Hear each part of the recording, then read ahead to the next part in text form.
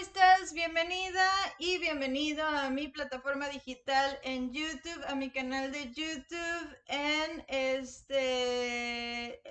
el internet, pues el internet que es muy variado y muy amplio y que ahorita pues el internet prácticamente ha alcanzado las regiones más pero más lejanas en la faz de la Tierra en el planeta.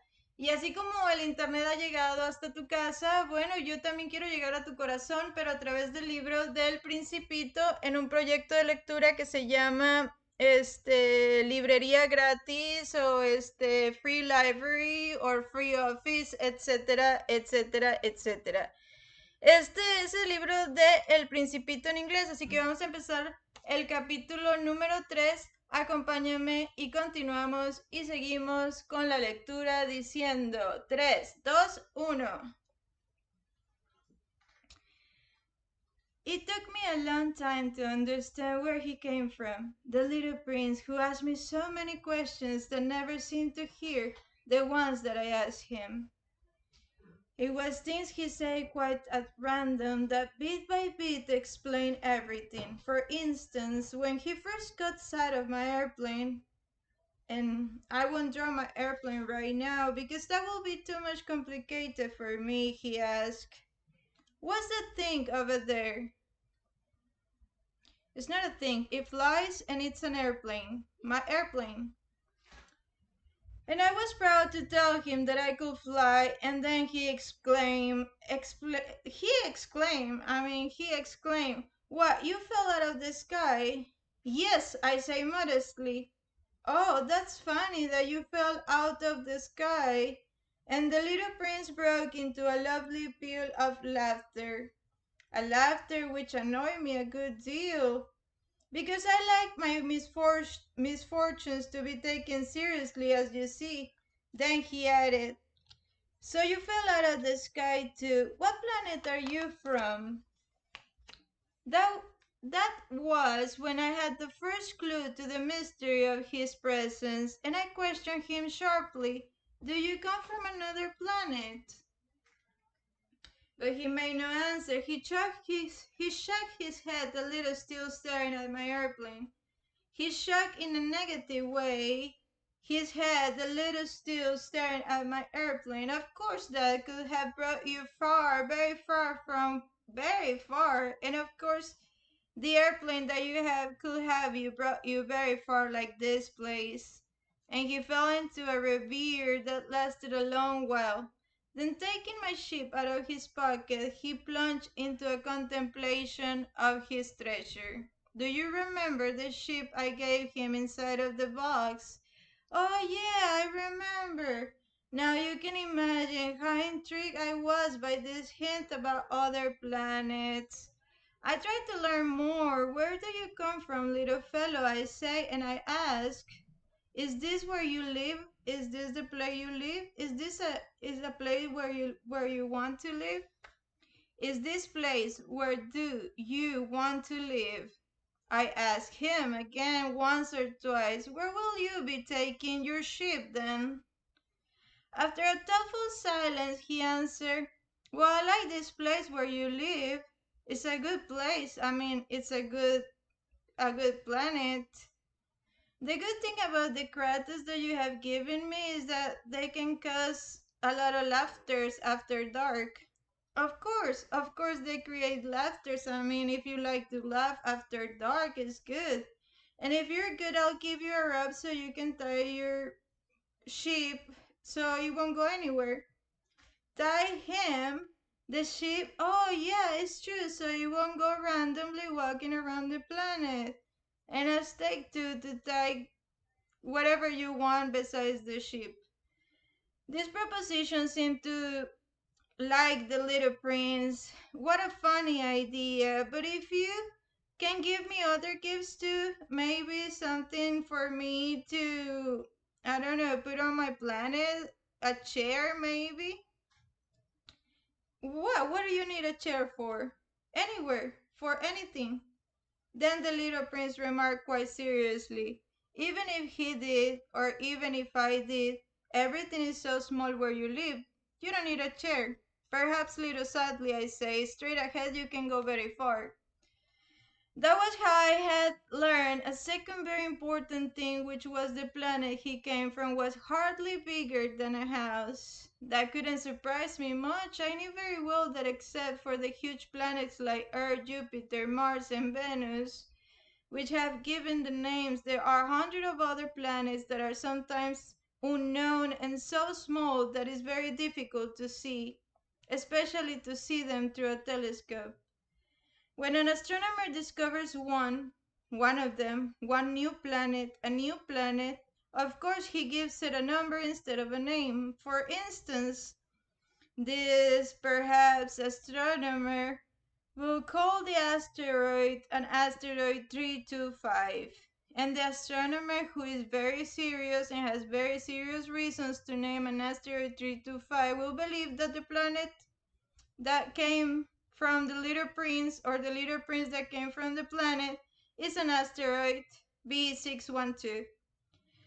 This asteroid has been sighted only once by telescopes in 1909 by a Turkish astronomer who had then made a formal demonstration of his discoveries at an international astronomical congress.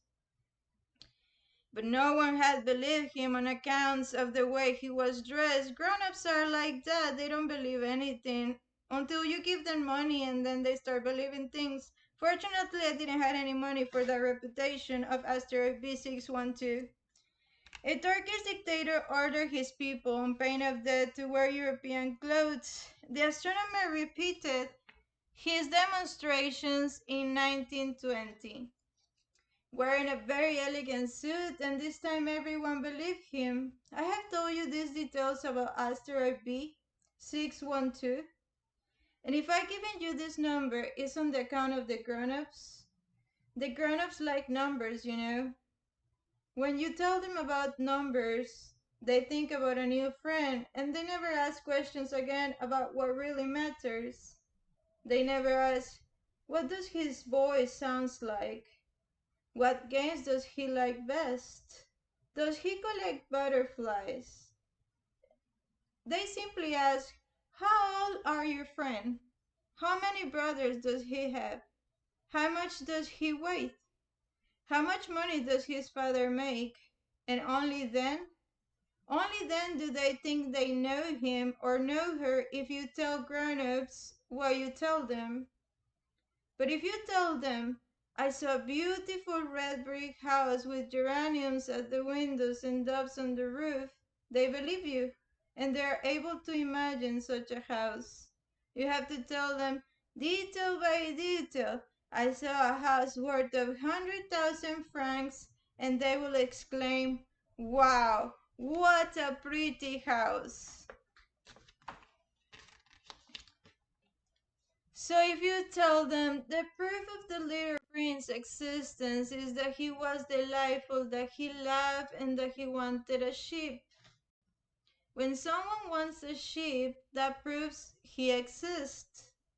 They shrug their shoulders and treat you like a child. But if you tell them the planet he came from is an asteroid B612, then they'll be convinced and they will bother you a little bit more with some other questions. That's the way they are. You must not hold it against them.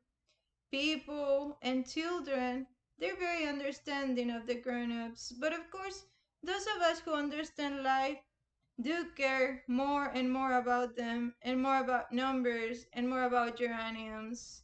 I should have liked to begin this story like a fairy tale. A fairy tale. I should have liked to say, once upon a time there was a little prince who lived on a planet hardly any bigger than he was.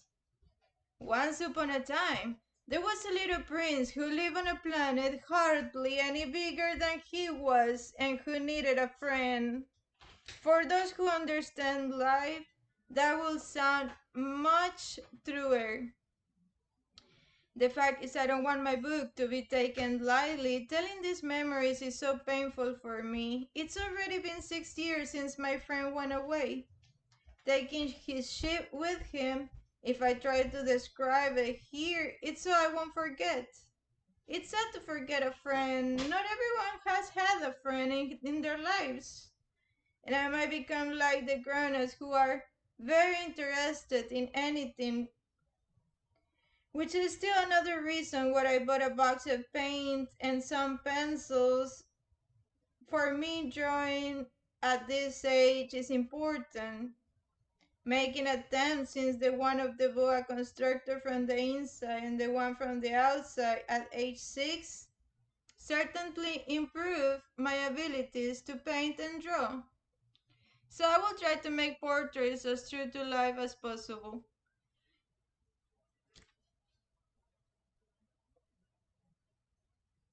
If I'm not entirely sure of succeeding, one of the drawing will work for you and for me for the next maybe 50 or 100 years bears in resemblance.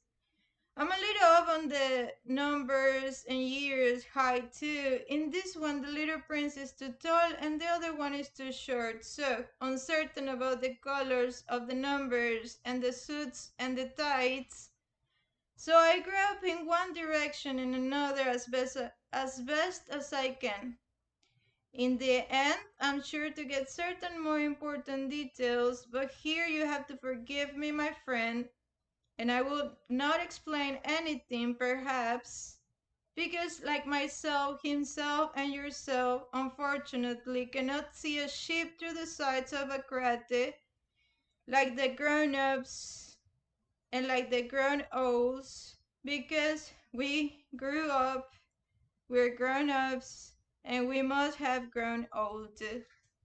Eso es lo que dice el chapter número 3. That's the chapter number 3.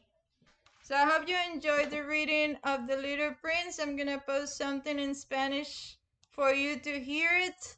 And I hope you like it. I hope you enjoy it. And stay tuned for more details on this project.